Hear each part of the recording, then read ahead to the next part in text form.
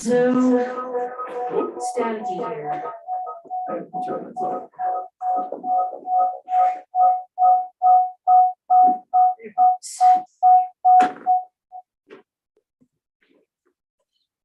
We'll give Mike a few minutes.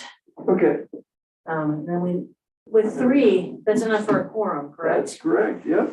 Because there's only 5 of us. Yep. Evening, Mary Trees. We'll get started here in just a couple minutes. Saw you were on and wanted to give you that update.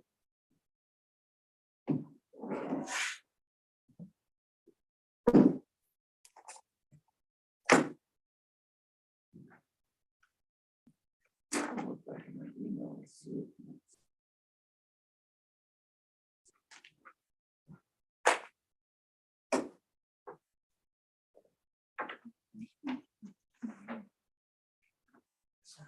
Get all my debris out of the way.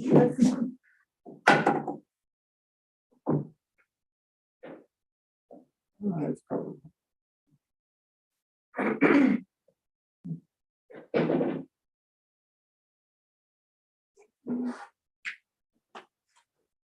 Hey, Mike. Hello. Evening. Hey.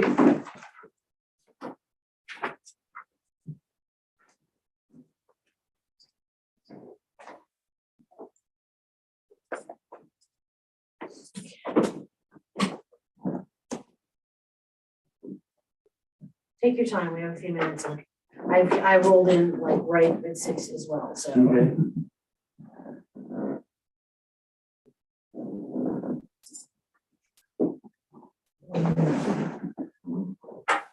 traffic was a little bananas today.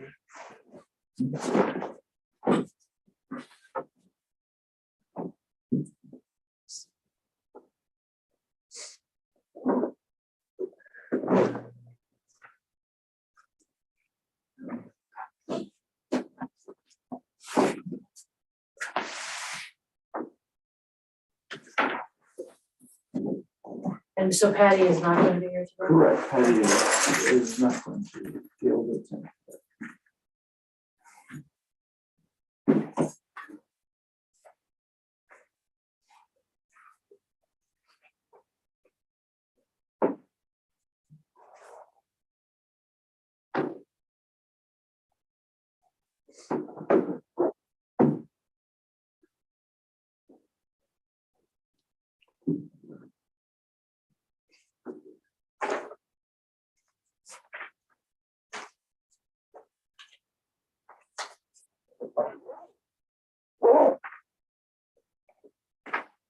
All right, let's go ahead and get started. I will call the meeting of the HPRC regular meeting Tuesday, November 8th at 6:04 p.m.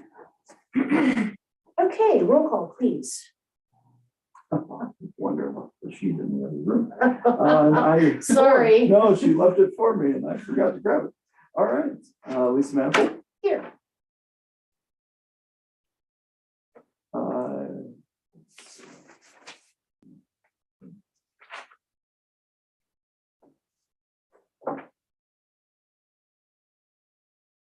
Rachel Turi. Here. Shannon Glazer. Here. And Michael Davenport. Here. And Patty Tyler. Oh, and Patty said, sorry, I neglected okay. to mention her because I knew she was. No, we just have to make a record of it. Okay. So I would like to ask if I get a motion for the approval of the minutes of October 18th, 2022. I move to approve the minutes of October 18th, 2022. Have a second? Comments on that? Before I move? There's in the first paragraph, it mentions an attorney without the name of the attorney. Okay, so that's city attorney and Louis. Second line. Oh, I'm looking at the wrong page. Okay, second line under commission training. Yes, I believe so. It just No, mentions it's the it. second paragraph on the second page. Carmen's listed in there. Answering the roll call. Yeah, attorney Beery is mentioned on that page. Where was the location? And she's mentioned at the bottom of the first page too. Where's the location? It's just within that paragraph, they mentioned the person and the title, and then it just says attorney. So it says city attorney Lindsay Llewellyn, and then city attorney Carmen Berry, so she's mentioned in there. Okay, Oh, Been well, mentioned in the prior sentence. oh, I see what you're saying. Okay. So I see. Okay, well, we can make that small adjustment. That's not fun. yeah, it's just at that point who's being referred to when it says attorney. Yeah, it's funny because then the next line it says city attorney Carmen Berry, but we can make that adjustment, no problem. We'll capitalize city attorney as well. Would you like to amend your motion, Rachel?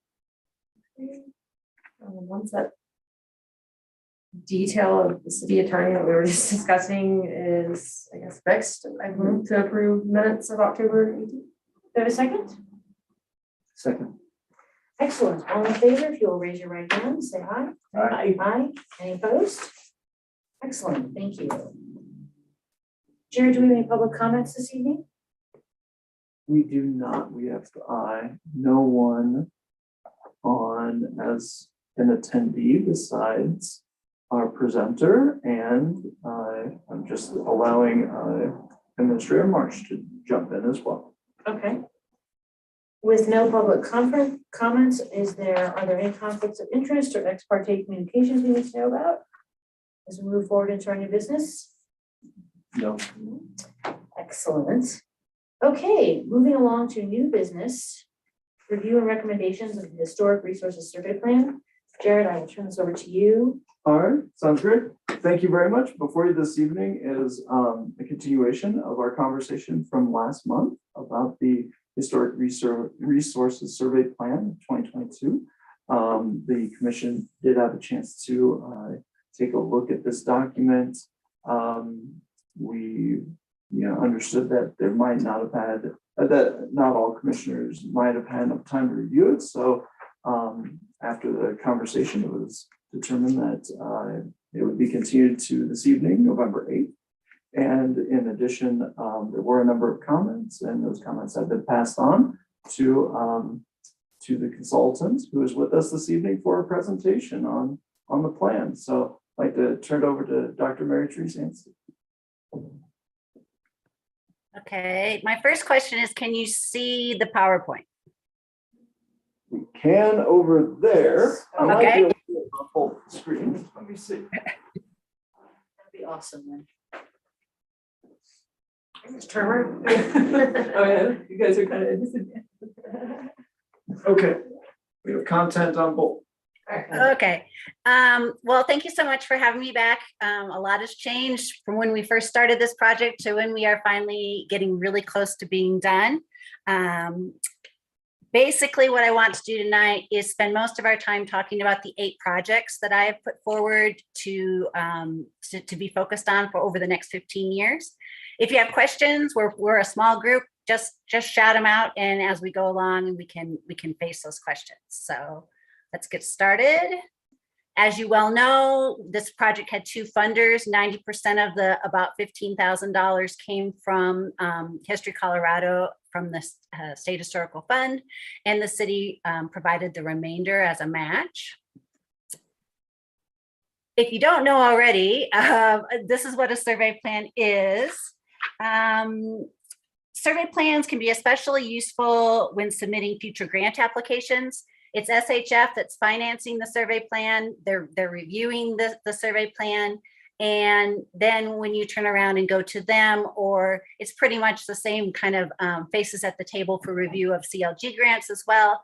Knowing that you have made the investment in the plan and then are following the plan can be a way to increase the competitiveness of your grant application, have it be more likely to be approved.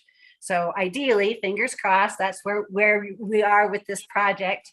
And then again, just a reminder about the project area being just the city limits of Idaho Springs. And this is the process I went through to develop the plan. 2 sessions of walking around for the windshield survey, the initial meeting and this meeting. Community input was, of course, a little bit challenging because of COVID, but we did the best we could.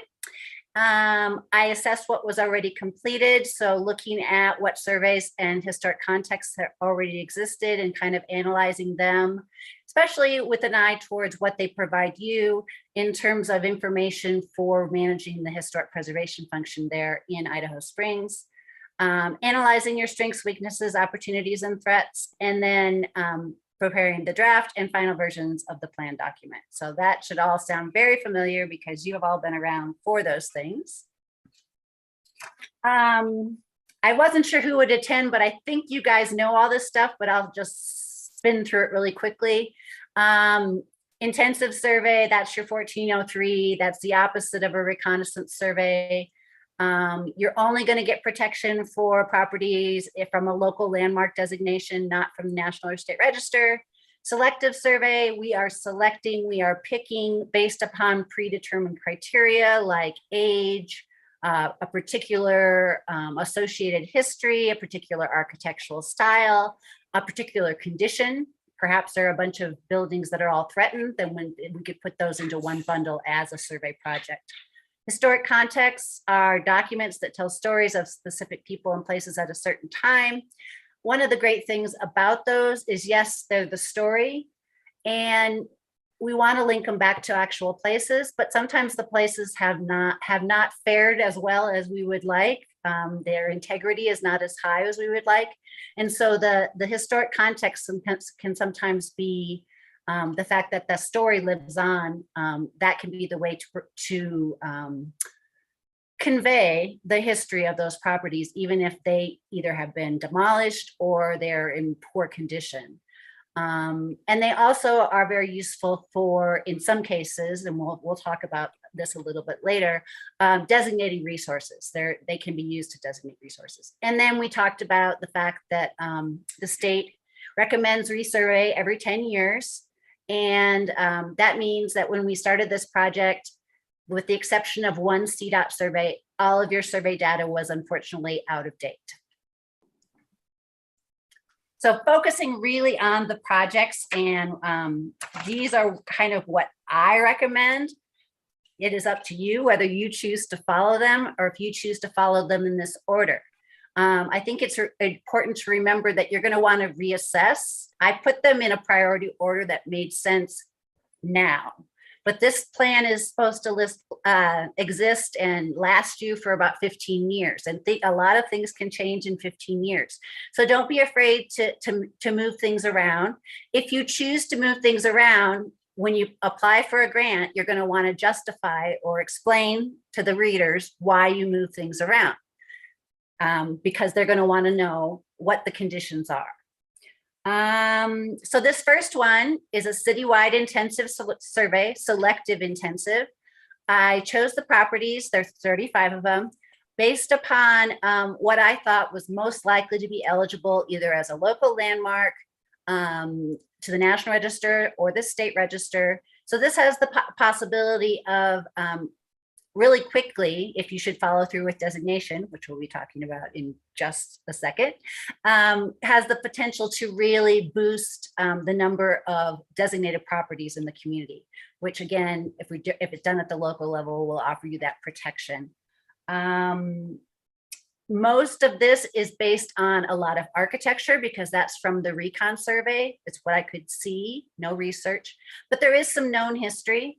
And in the plan itself, the appendix has which properties on that large chart should be in project number 1, et cetera, et cetera. They have the project numbers in that last column, I believe. Mhm.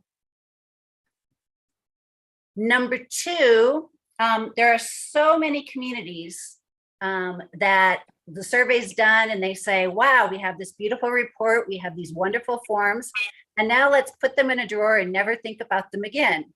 As a consultant, that really breaks my heart. But for preservation, it also breaks my heart because what we really, the link between survey and preservation is that you want to have designation in the middle.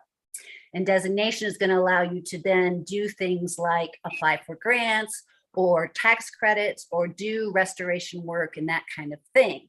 So what I'm basically saying is, I think you should set up some kind of infrastructure within your own city government that says every time we finish a survey, we should be able to designate or kind of focus on designating the properties that have been found eligible. Now, you don't have as much control, obviously, over the National Register and the State Register. And there would need to be some cooperation with the state staff if that's the kind of the route that a particular property owner wants to go. Many property owners do want to go with the National Register or the State Register because there is not the same kind of design review. So that's something to think about.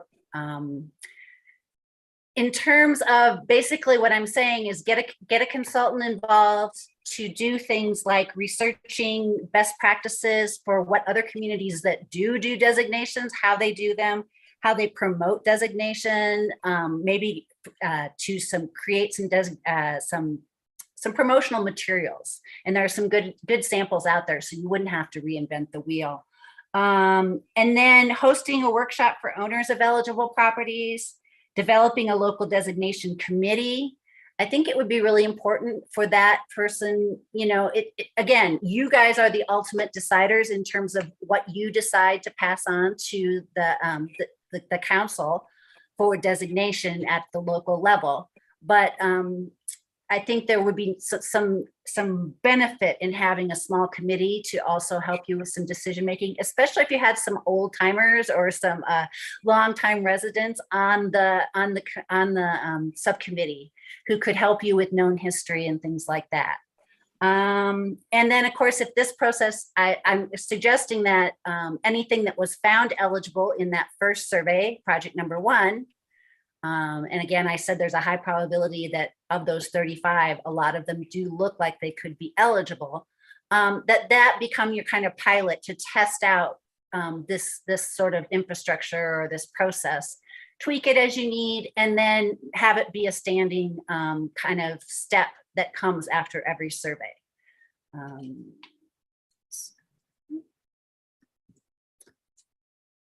Number 3 is focused on Grass Valley. 2018, when the CDOT compliance project was done, there was a small historic National Register historic district identified. I think what happened is that their APE did not include the block both sides of the block. And I think I looked at a little bit at the 2000 block of Minor Street. There's 19 properties, 11 of which have already been surveyed intensively by CDOT. I think that's in my opinion, humble opinion, is that's your highest level of likelihood for district eligibility. So what I'm suggesting with this project is on those 11 that have already been surveyed, and we'll, assuming you're kind of going to work on this at a reasonable clip, will still be within that 10-year block.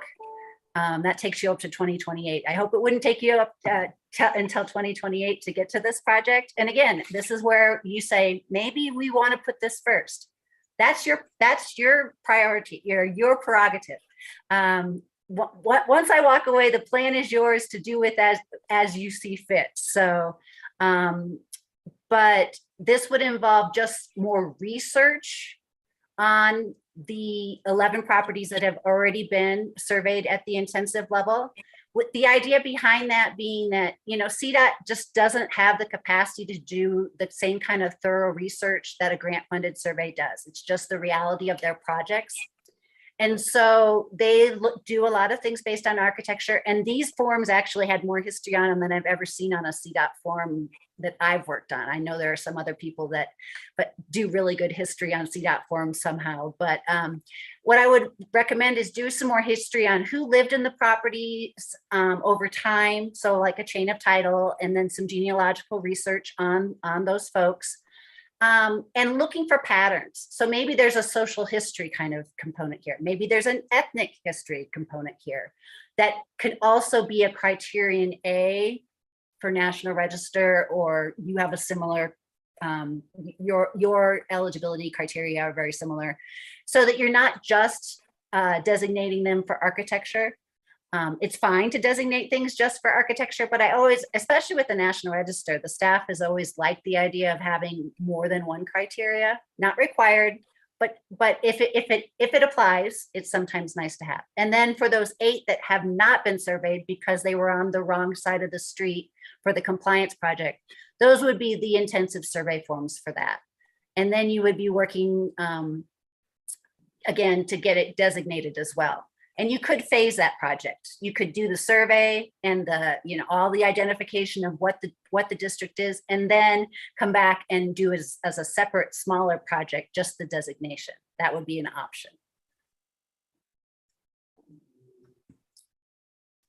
This one is kind of like number 2. So again, it's an internal process that I'm recommending, or an internal program that I'm recommending. And you could either self-fund it, or SHF has some things called micro grants. I believe those are on they aren't on just the twice-a-year schedule. So they're a rolling acceptance. The idea behind this is that tax credits are really important. They are one of the big ways that we have to assist property owners. And, it's one of the big benefits of listing your property. And therefore, but they also can be difficult. They can be intimidating.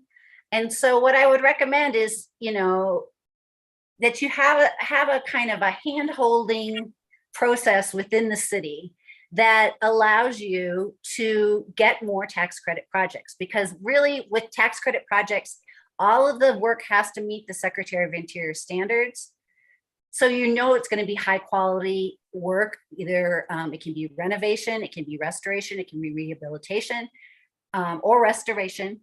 And so what I'm recommending is that you make use of the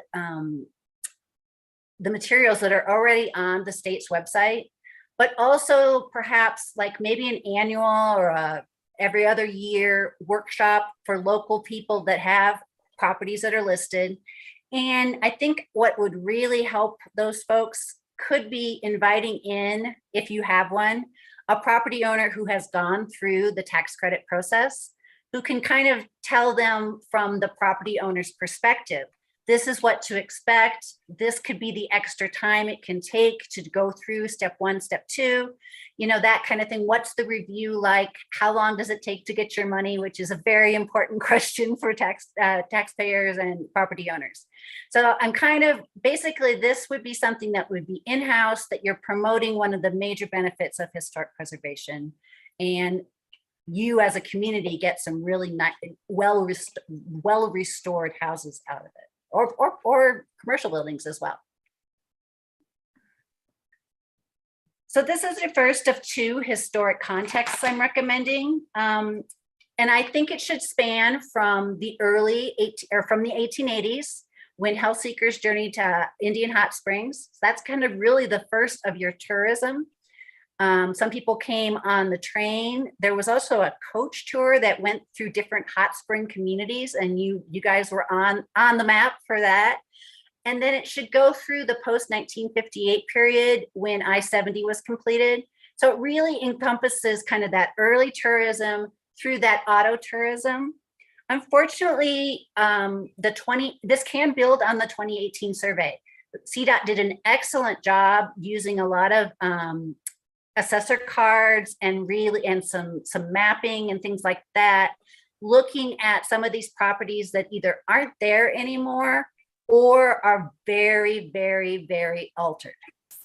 I would say you're probably not going to get many designations out of this, but the story is still important. The story still says something very much about Idaho Springs. A lot of your focus currently is on that mining period, that Victorian period. This would take your historical interest from that period, when the hot springs was kind of in its heyday, towards the auto tourism, which is very important to your current identity. So I think it kind of spans both, has a foot in both camps in that sense. I think it should explore the cultural, economic, and historical aspects of tourism. And it needs to focus on the people who were involved with this. So we want owners of small motels. We want the folks that worked, pumping gas. We want, and if they're not alive, then we're going to find them in the public record, or perhaps through their existing relatives who can tell us these things. But I would really like to see for you this be kind of a personalized story that really makes this era come alive, because you don't have the resources anymore, the actual factual buildings that can do that quite as well.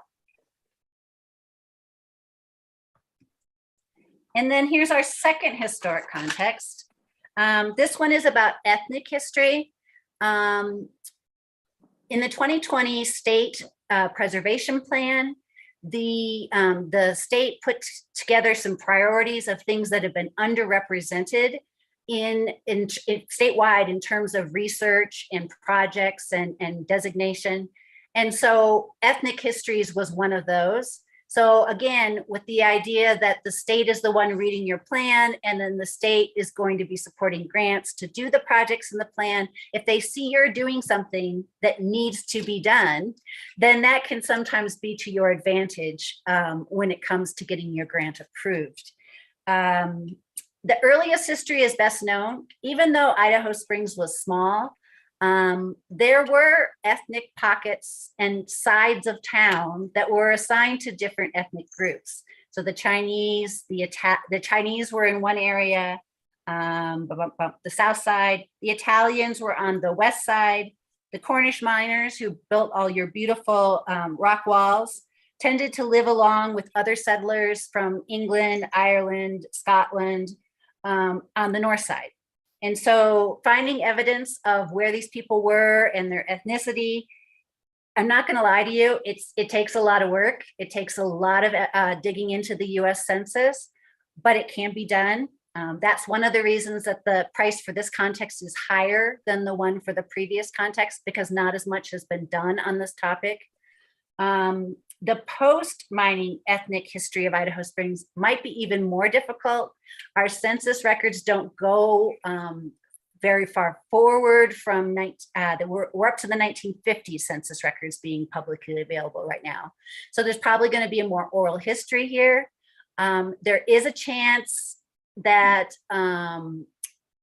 churches, you had specific churches that were affiliated with these different ethnic groups, and therefore they may have some records or some information. And then oral histories with current representatives of these ethnic communities, I think could be a possibility. You know that better than I do. But again, that is a real, it gives you a different lens through which to look at your history. And again, like we were talking about in Grass Valley, it gives you a different criteria. Ethnic history is a criteria for the National Register. So you could find, and I think there will be more properties associated with this that actually are still extant.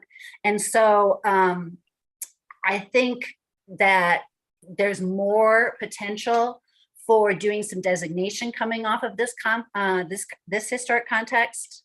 And I would recommend, for that reason in particular, that it include registration requirements and standards for integrity, so that you can, historic context is just another way to get to designation, both survey and historic context. It just kind of depends on the subject matter and the resources themselves.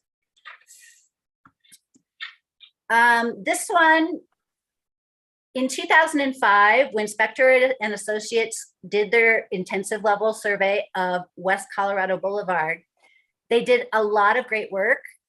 Unfortunately, they did not get any concurrence from the state of Colorado about any of the eligibility. For the individual eligibility, you would have to do some reassessments for those, and that this project would also facilitate that for the National Register and the State Register.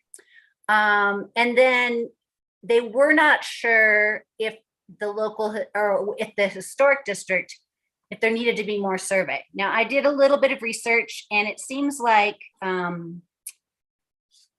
that you wouldn't need any more survey, a larger survey area, because when I looked at the historic context for I-70 corridor, historian Eric Twitty talked about the early Sanborn maps from both 1886 and 1900, showed the most concentrated residential development north and west of the downtown.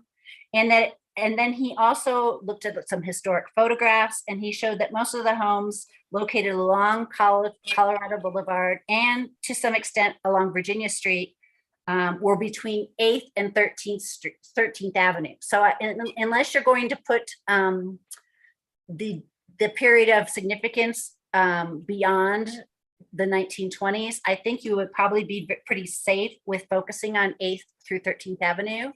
And what the state has recommended is for those 101 properties that were surveyed in 2005, you don't have to start from the beginning, but you can basically do what's called a revisitation form. It's a 1405, and that just allows you to make any updates of things that have changed from 2005 to whenever you do this project. So you're going to be taking new photographs, doing new maps, and you're going to be updating definitely ownership, I would guess, and then any history that you want to add to those sites.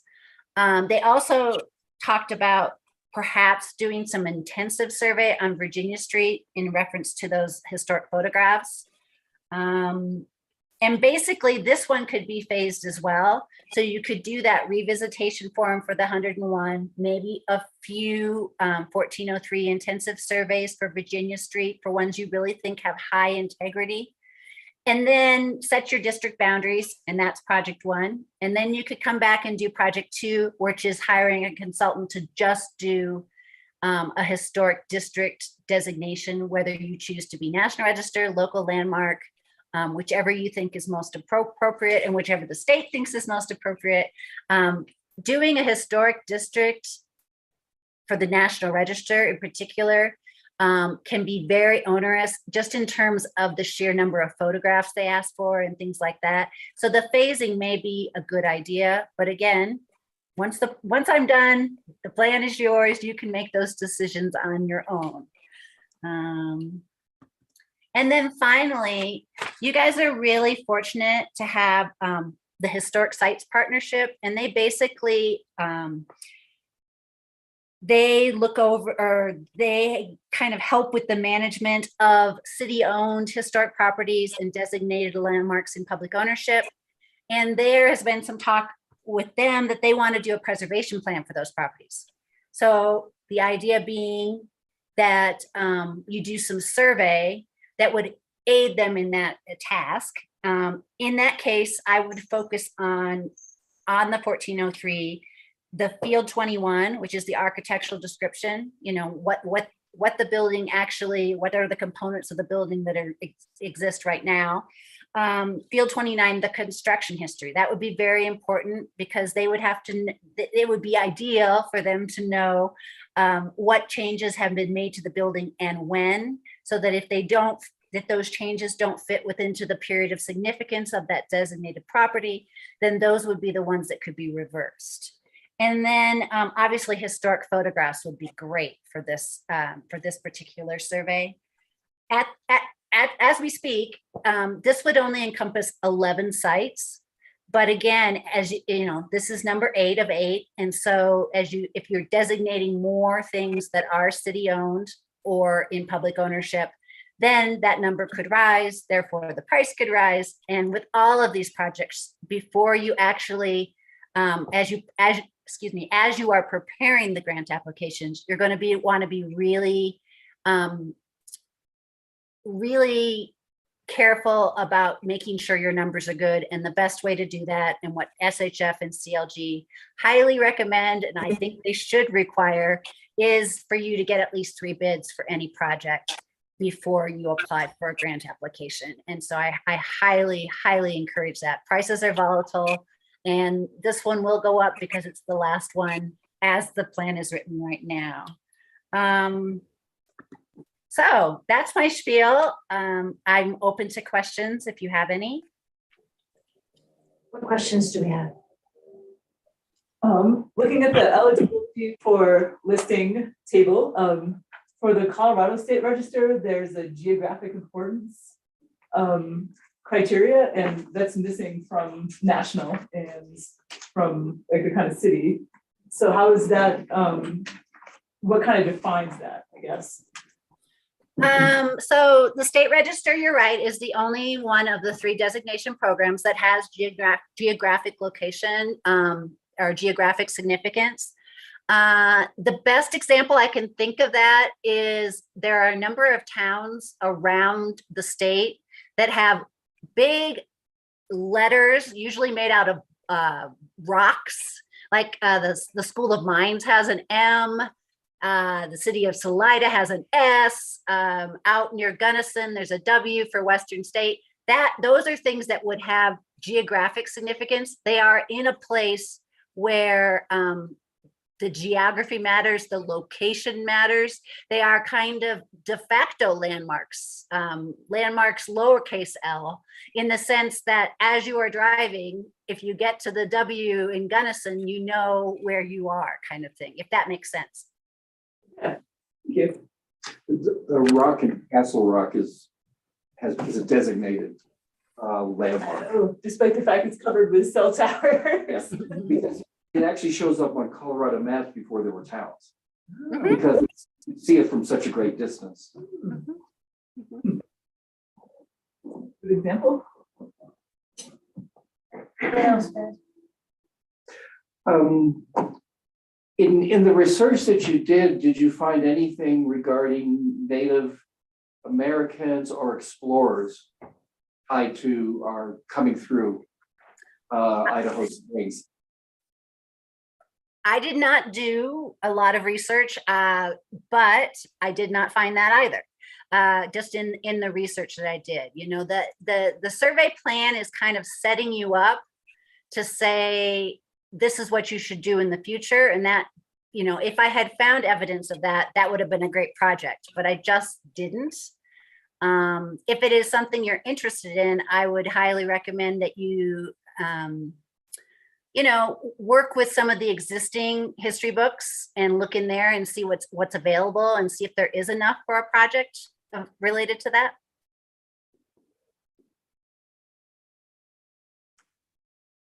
Anyone else? Before they put I-70 in, I'm not sure of the whole like timing of legality for this, but was there a cultural resources survey done at that time where they put 70?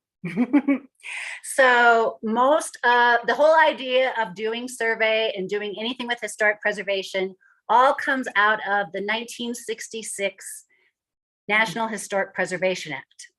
I-70 was finished in 1958 through that area. So there wasn't a whole lot of, there was no formal survey. There might have been your best bet for knowing what was in that area is your assessor cards. And the folks that did the compliance survey in 2018 for CDOT used a lot of those assessor cards, which had wonderful historic photos, usually from the 30s, 40s, 50s. And then they had another round of photos, usually from the 70s and 80s. And so that's probably your best way, but it wasn't the same kind of survey that you're used to, if that makes sense. Yeah.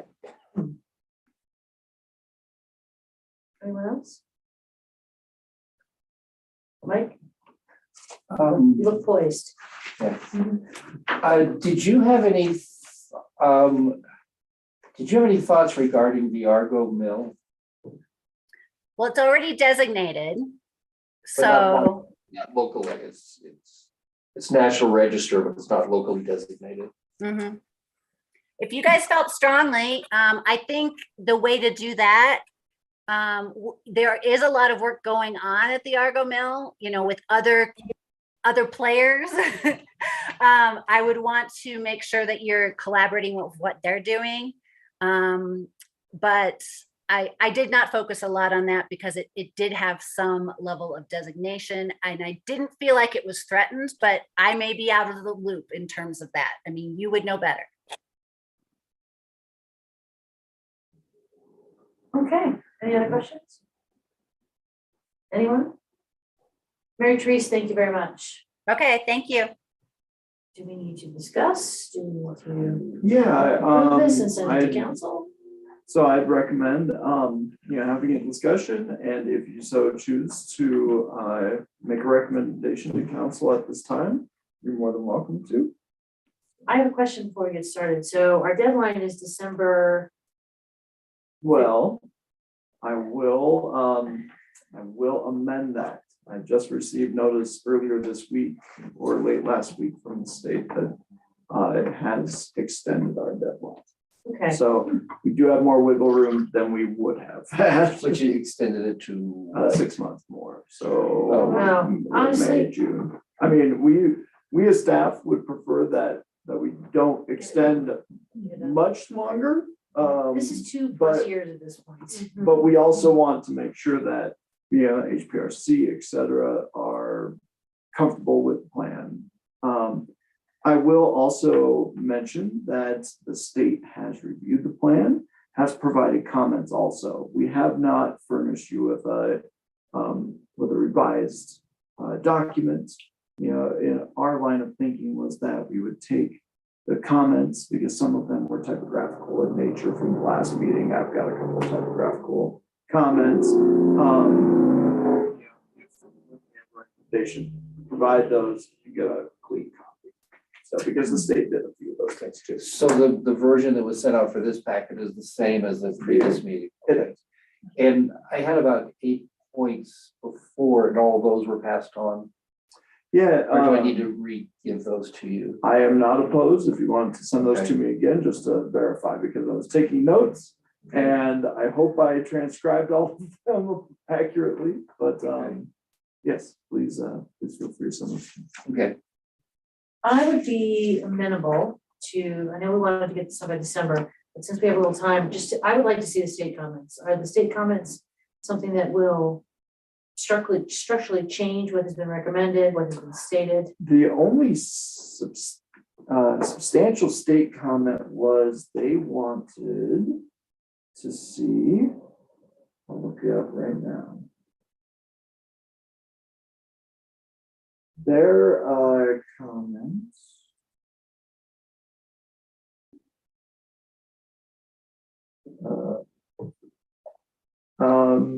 Let's see. I reviewed and revised the survey plan and it is looking good. I know we are running very close to this prior to the extension, close to the grant deadline. I have a few comments which should be fairly quick to address. Mostly I wanted some more concrete guidance for the West Colorado Boulevard survey recommendation. So I talked to the National Register staff on their preference for this and provide some comments for that phase in an attached document. After that, she just references our state contact references, just the deliverables, make sure we have the final survey plan done, providing some other documents for public notices that we conducted in the past, things of that nature. and the PowerPoint we just saw, will that be like an appendix to the document? I know most of that information is drawn out of the report, but it's also a very succinct It is a summary. nice summary, isn't it? I would like that. We can to be- request that as an appendix. I think it would be helpful because it is a very, like I said, it's a quick way of getting to the meat of. Well, to get what's into our back. actionable items, Mhm. like I like that she drove this down into, here's where I think you need to go, because there's a lot of information. And I do think the state is right about that West Colorado survey. There is a lot, like that is a big wide piece of information. Okay, I think we can have that. There are some pictures in that slideshow that aren't in the report too, like the Yeah. H&H, which I live kind of close to, like, oh, I don't remember seeing that in here. I would like to request that any and all pictures that she gathered for this, like historical picture, like I would like to have all of her pictures as an appendix, because that H&H is fabulous, and it's not in the rest of this. Yeah, I didn't see that. Could, Also, our house on Meyer Street, that was a PowerPoint that's not in here too. Oh, was that what you were looking at? I saw you flip it. Yeah, I was like, it's the client's house. Two-story, yeah. But I would like to have all of, if we could request all of the pictures unless there is a proprietary. I'll ask about that. I'm not sure that I would recommend all of them be an appendix, but oftentimes we get a folder of pictures and things. We did that for the comprehensive plan. The, other items are, oftentimes still. It's like a separate volume. But I would like that though. I think that's important for us to see from a historical standpoint. And anybody else that's looking at this, like some of the pictorial history Mhm. that was gathered together. I have a question for the committee. What do you guys think of the 8 action items? What did you guys think of that? I like them. One thing I wondered is if, this might be beyond the scope of this, but is there anything about sort of public outreach? An example I can think of is with the Argo that they flat out tell people that a flood in 1943, the big one that came out of the tunnel, destroyed the entire east side of town. Like nothing was left standing. I know that's not true. Now I know that When even you went on a more. tour there? But Yeah. When yeah. I went on a tour, they just said a cart shot to where Safeway is now. Yeah, that's all I they're think saying. the stories change depending on who's leading the tour. They don't say that. I have, the last story was Yeah. they did not say that, but I I have know, heard didn't hear that, that when I that went. it's, years it ago. destroyed a lot of the east side of town. Interesting. In different sort of related fields, it's becoming more common that you actually have a public involvement plan, which basically says, these are the things we're going to do to involve the public, to inform and involve the public. And you actually specify that out almost like its own plan. It's parallel to the research project. Mhm. So one of the things that I noticed in the last copy we got, it was the table in the back that talked about like, the relevance, high, medium, or low relevance of all the Yeah, houses. it's gone, right? And I might have been on the one beforehand, but that was actually fascinating. Like this And I think from what you're saying, yes, from a public, like I actually talked to somebody, I was like, hey, you should look on the packet because some of your houses are on there. And they were like, oh my God, and they told me the history of one of their houses, which is on Idaho Street, which used to be next to the creek.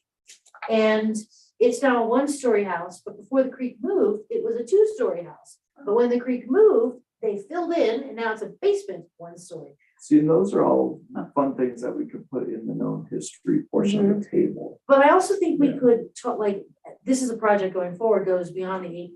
We send this to the community and say, tell me what you know about your house. Like, some of it, it's just gonna be oral history that is not verifiable, But I would love to be able to like verify it, or things like that person that told me about their house that it used to be 2 stories and now it's a basement 1 story because of the movement of the creek.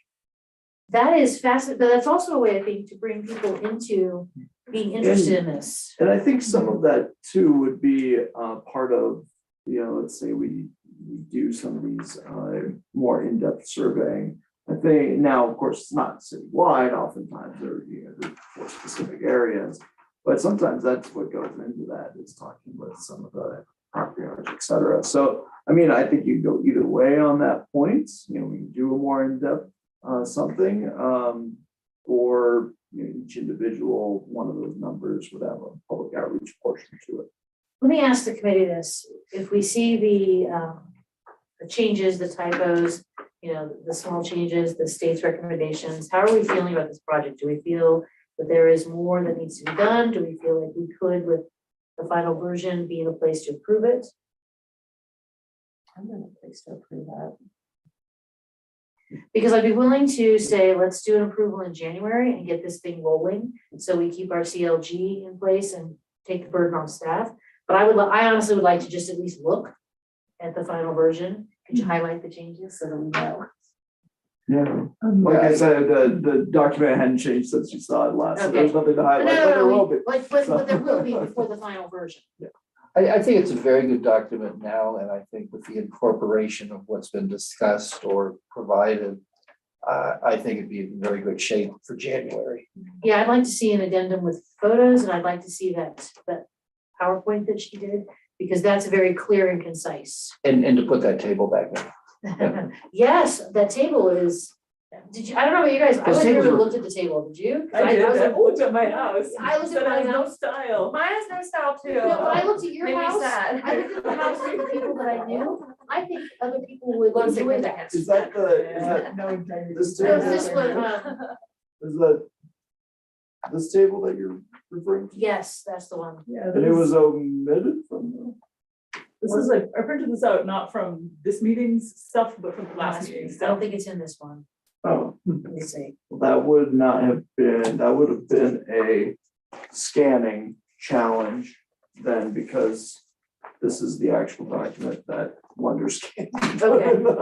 Put in the packet. Yeah, those tables are an incredible compilation of information. They really are. Yeah, don't, and it is entirely the design to have that table in, because that is appendix 1. So yeah, it is intended to be in there. So if it was omitted prior, I apologize.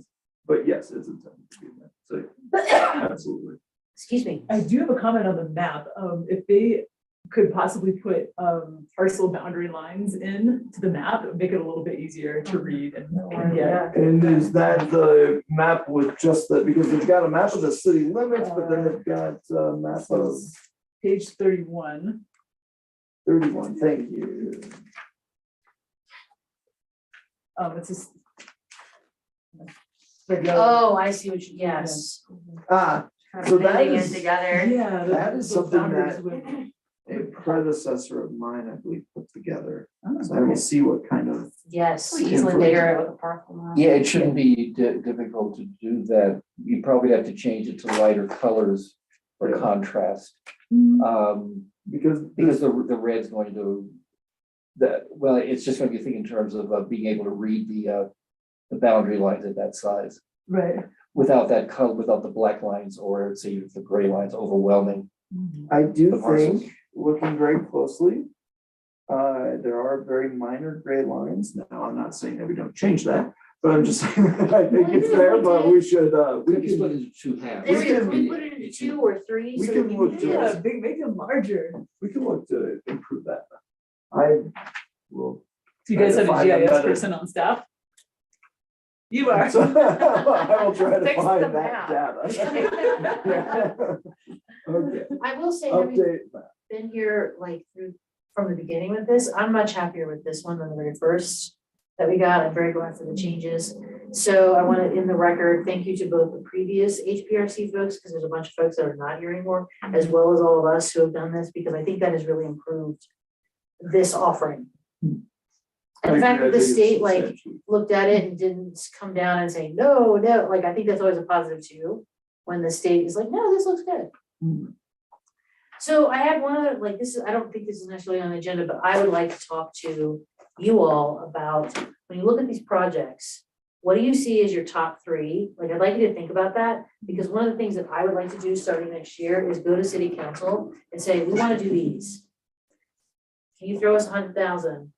So we can take on a couple of these projects. Because some of these surveys, like the 2005 West Colorado, that's well over 10 years. We're pushing 20 years at this point. You know, I'm sure there are substantial changes from 2000. There's substantial changes when I first moved here in 2013. Mhm. I wonder So if it would help prioritize just to go ahead and get some bids on a professional that will be able to move these forward. And like she said, try and get 3 bids and then see what they actually are going to cost in case we want to adjust priority. I agree. So that, I wouldn't mind asking if you could, potentially narrow it down a little bit anyway. I'm not, if we wanted to get 3 bids, because there's 8 items, and not that each one of them calls for a consultant, but if we could pick our top 2 or 3 to go out and get bids on, that might be somewhat beneficial rather than all. I would take it that her number 1 is basically, she's saying those are the most important buildings to do. And then number 2 is something that has to be done, which is the public part of it. And from having worked on this elsewhere, it can be very controversial. So it means it's a good reason for being well prepared, because people are going to start having questions about what does this mean? What does, a national designation versus a local actually do to the property or something? I actually, so I would like you guys to think about that, and then let's send our top three to Jared and see what we can come up with. I think one that would be like sort of low hanging fruit actually is the site, working with historical sites and facilities, because if we could get that going and give that to them to work on with their 11, like that could be managed on their end, then they come to us, then we can look at some of the other, like, that's just my thoughts. Tell me if I'm completely off base here. Did you want the last one? Yeah, the last one, because she said that she actually talked to somebody at historical sites and they would like to do a preservation plan. I think that's a great idea, like for making sure that our city facilities Mhm. are taken care of. And if we can have somebody else manage it, and they're pretty focused, I think that would be great. What do you guys think? That'd be great. I mean, I've met some of the folks on that committee. They're very focused on taking care of our sites. Well, and there's also sort of the maintaining good relations with them. Well, we Because don't, we saw that with the library in terms of, oh, yes. in terms of conflict. We don't always agree, but that is their purpose. So I think that would be something that would be good to give to them. So particularly as they obviously spoke with her, some of, maybe, was it Patricia? No. Who's that? Phyllis. Oh, yeah. That she, said that this would be a desire to do a preservation plan. And then that would leave us to focus on the next 7. But I'd like to get a couple that we go to the city and say, we want to get bids. We want to start this in the next calendar year, like get these rolling, because all of these are, the 2018 is the only one that's not out of date, if I'm recalling correctly. No, that's correct. Okay, Now, from the standpoint of the budget cycle, really this would either be a major amendment to the existing budget, or it wouldn't be until next fall, but they So would really be looking at it. Yeah, the budget's being wrapped up kind of as we speak. We're in the final phases because we're on the Jan 1 fiscal year. So, especially I do think that if we provide a recommendation, hopefully in January, just kind of timeline this out, and city council approves it either late January or February, and then we button everything up that needs to be buttoned up with the grant. Then that puts us in the scenario where we can kind of monitor what grant funding would be available for the next year. And if we do not end up finding any really good grant funding opportunities, then we would be looking to put money into the budget for 2024 is probably how it would work out. And there's typically 2 deadlines in this, one in the spring and one in the fall for the state money. And then normally it takes several months to actually get the consultant information. And as she said, it's unusual, but they actually do require you have the numbers before. You get proposals before rather than after.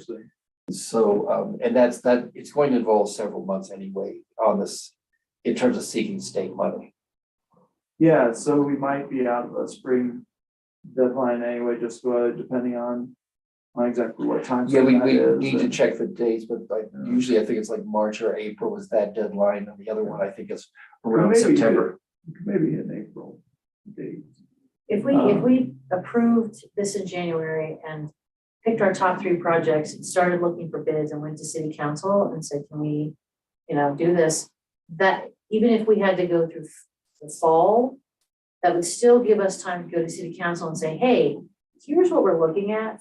If we don't get grant money, we may need this. Can you make some space in the budget for us?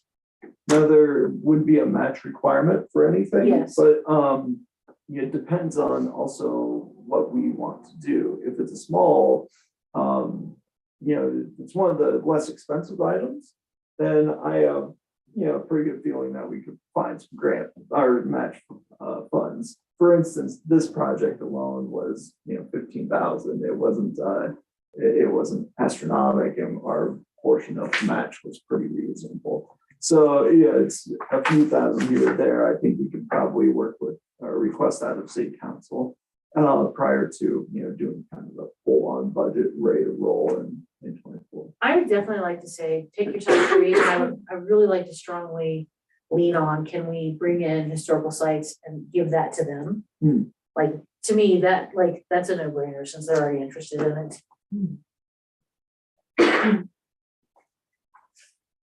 Okay, so we are gonna, do we have any more discussion, any more questions? So we will vote on this on January, and if everybody can get your top three to Jared. And So- any other comments, please? Yeah, any other comments? I know Mike has a Because few. if anything that involves talking to people and getting their history and that kind of field reconnaissance, I would say definitely be at the high list of priorities, because all it takes is for one person to pass away next week and we can lose their entire history. I actually talked to Patty about that, they lost People somebody are, a on, lot of people are moving. yeah, on the Historical Society, she passed away, and she was like a font of I hope they information. videotaped her talking. They about stuff. didn't, like, we need to get, honestly, we need to get the bullets, we need to go direct, And, rope them in, and I also, just so you know, the known history file, or the known history category in, the table, that's pretty much entirely, the bullets, because we sat down with them and interviewed them, for this good stuff. how many hours did that? That was only about an hour and a half, so there's much more, Oh, I'm there's a sure, lot. out there, but. There's a lot more. But that kind of shows you at least what that known category can look like and what we can build on it. Okay, if we're good with that, I'd like to move on to our next piece of new business. So did everybody get a chance to read the memo from Attorney Berry? Attorney Berry, About the fines? about the fines? I did not know that we had that already in our pocket. So my question for you was, in the last situation that we dealt with, where we were very unhappy with our applicants, how would we have applied that? Would we have said, here's the fines, and now it goes through the courts? How would that have happened? Yeah, so in that scenario, we took the second route. Stop Issuing order. a stop work order. We did not issue a fine, we certainly could have. We issued the stop work order, and had we not received compliance with the knowledge that they had to come back through HPRC for any amendments, for instance, if they would have not worked with us, then it would have gone to a fine category.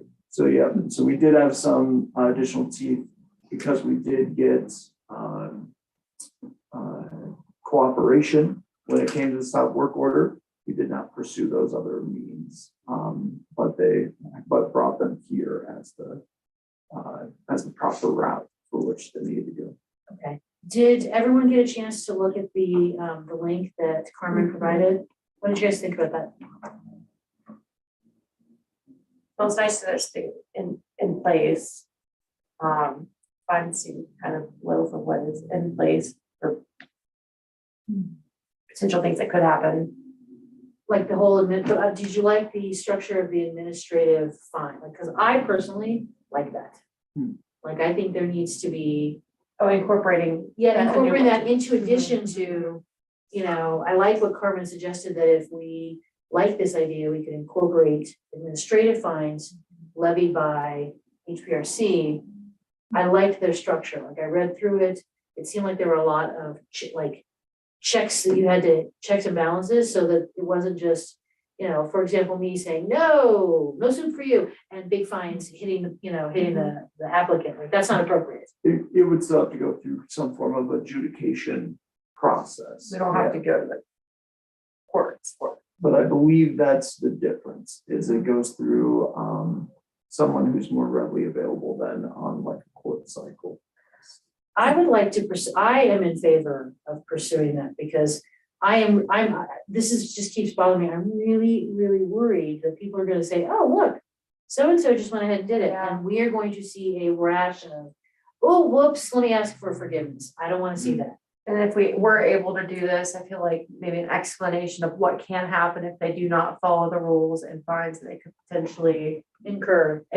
be like attached to the COA or whatever is being signed so that they are aware and but we're not playing around. Yeah, If you sign this, you're following it. is that currently the way it's set up now? Like, do they get that information when they get the COA? Typically they get the COA along with, and then subsequently a building permit. Typically we don't outline exactly what the penalty are. It's important. Well, I think it's important for people to read, and I think have they it should clear. know, like, Sign off.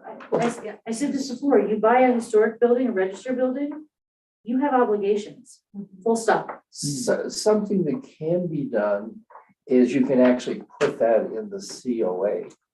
In terms of listing it as a condition and saying, be aware of the following things. That's what I was saying, like, Oh, so it's actually part of every COA? So yes, in I other words, like it's that, like, Rachel. it's always like condition 1 and condition 2, you're telling them these two things. Like number 1, you're telling you can't make changes from this without coming back. Yeah. And then number 2, this is where the penalties are listed for not complying with number 1. And inside a code section. Yes, Yeah. so they know. So then you. And it's where you also want them to be signing the COA. So Yes. essentially saying they're acknowledging that, or yes, like they they read do this. initial next to. Yeah, you could even have a box, an initial box. They do that on all your health forms now. But I don't think all that's those a things good you have to idea. I don't- initial. I actually like read them now. Because you never I'm know. like, oh, what are they gonna throw in here?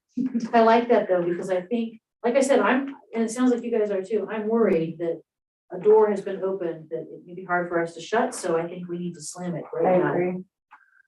And something sort of tangential to this to sort of mention it relates back to the previous topic. And that's the existing historic district and the notion of the concept of demolition by neglect. And sort of one of the things that's been recommended in that case is every 1 or 2 years to actually go and photograph the buildings. In terms of developing a record of what's happening to a building, to where the goal being to avoid the situation of people intentionally letting a building deteriorate to the point where it's going to wind up being demolished. That's a really good point. And so it isn't like a full-blown survey, but it's just the idea of, I mean, where I've worked before is just something staff would do. Is that it's nice if you can do it every year, but at least once every couple of years, you just go out and take the pictures, because it's so easy to do now with phone cameras. So the other question would be, I have a couple actually. So can we turn this back to Carmen to say, okay, we would like you to draft this? Yeah. Will we need to send this to city council to make, because this will be a change of our code? Yes, so ultimately it would still go through planning commission, city council. Okay, But we would work on it here first to get something. Now, we did not bring the language to HPRC regarding the 12-month or 1-year COA because we thought it was pretty darn straightforward, right? Yeah. So we rolled with oh yeah, that. that passed, by Yeah. the way. Planning commission said, Oh, no good to know. problem. Yeah. Sorry, so- I didn't even say that, no, planning commission was like, yeah, sure. Yeah, Oh, so you want to it's- make sure that's in the minutes for Yes. this meeting. It's not in effect yet, because council hasn't taken final action on the item. Okay. I think that's on, It's 2 weeks from now, isn't I it? think it might be on the 28th. But in general, planning commission didn't see an issue. Council has gone through first reading, so we do anticipate that. being With the changes that finalized. planning commission suggested? Yes, but they did not suggest changes to that portion of it because we had a couple other text amendments in Yes. there. So yeah, but not to the 1 year for COA. So yep, that is moving along, but we would bring something more robust, more substantial, such as a fine here. We talked about it here before, running it through that text amendment process.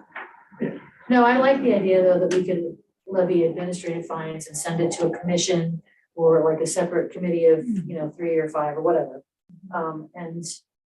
And Attorney Barry unfortunately wasn't able to be here tonight. That's why one of the reasons why she did provide the document also. But yeah, we can absolutely have more conversation. And if I'm not mistaken, it sounded like January would be a preferred date for our next meeting. Do we have anything that is rolling our way in December? I do not. I have a couple items that will probably be in first quarter of next year, but I do not have anything present. Okay. Yeah, I'd like to get that rolling so that it's very clear, and I love the idea, this is a great idea, guys, that they have to sign it, they have to read it and sign it and initial it. You know that fines are coming, and I also think that if we have that in place and we show how that is utilized, I think moving forward in doing like a looser historic district for the rest of the city, that may ease some of people's concern, because I know people say, what, another historic district, I don't know those rules, you know? And I'm like, well, you gotta have some rules if you want tax credits. That's So true. how do we build that in a way that is not that doesn't feel onerous to people? Because I think people do find some of the guidelines down here onerous. One of the things that we did, a place I've worked before, is we actually made a very simple brochure out of a legal size piece of paper, folded twice, which basically explained what is the survey about. And sort of what are the benefits of being designated, whether it's local or national, as part of the public side of doing this work. Because once you get started again, it's going to get a lot of discussion. People And I rap think about that's, I increased think, rules. I think looking at public input is gonna be important, because people do get head up about, what are you telling me I can or can't do now? Okay, so I think we're in agreement moving forward, and we will not be having a December meeting. Perfect. So there you are, happy holidays. on that one. Any other new business, I had one item. please? We have recently found out that the Saving Places Conference is February 8th through the 10th. 2023, it will be held in Boulder at the Embassy Suites. We do anticipate getting more information regarding getting a grant for sending individuals to that conference. I'll be getting you more information about that via email here in the near future, but I did want to mention it tonight. so And it's that 3 you're aware. days, 8, 9, and 10? Yeah, now last year, and unfortunately, I don't have exceedingly specific details, but last year, the third day was That was all virtual. all virtual. Yeah, so to be eligible for the grant, we can sign up whomever, right, for the grant if you want to go. But to actually then receive the fund back, because it is paid after the fact, you would need to attend 3 of the sessions. And some of those can be done virtually. I know, did you I just? did, because I thought I was, no, I did the whole, You did the whole thing. I just did all virtually, 3 days, but I thought I was sick, so I stayed away from everybody. Yeah, so there. It was it's- fascinating though. It's somewhat flexible. I certainly learned quite a bit with my first Saving Places conference. I do know it's 3 days during the work week, so I understand if not everybody can attend, but did want to put that on your on your horizon, on your calendar for potential. And as I mentioned, we'll be shoring up interest in the future. Okay, Uh, thank you for the dates though. Mhm. Is there any other new business? All right, then with that, I will call the meeting adjourned at 7:14 PM. Thank you all.